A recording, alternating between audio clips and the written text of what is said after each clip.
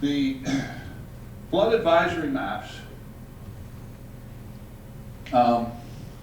using only the water depth during the storm surge essentially ignores all the obstacles to overland transport.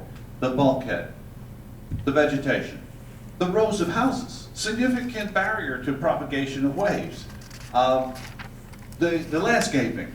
Anything is a barrier to overland migration. The entrance boulevard, if the wind's coming from the northeast, if you live southeast of the boulevard, there's no way northwest winds can get to you with a wave set. The dune lines out there. Now, you have the unique, this is the only one in New Jersey like this, a barrier island in front of an older set of dunes that still sticks up above sea level. There's a little bit of one down behind North Wildwood. All right. Now, the other thing that we pointed out to the folks at FEMA was that their 3-foot wave used to define the landward limit of the V-zone was originally based on the impact of ocean waves on foundations on the oceanfront. Ocean waves generally have a 8 to 12 second period between waves.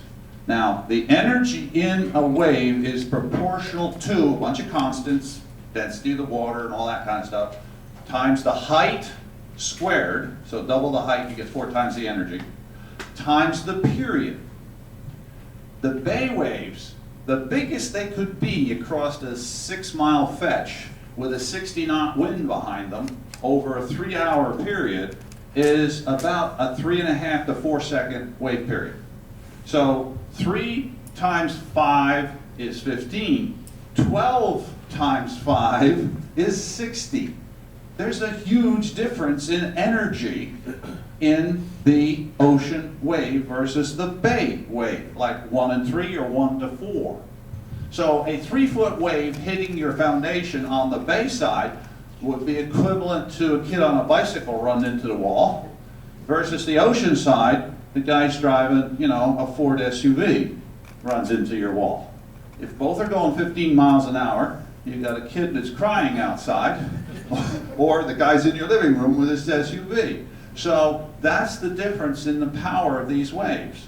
There are huge differences in them, and of course as the period gets larger on the ocean, the energy just skyrockets.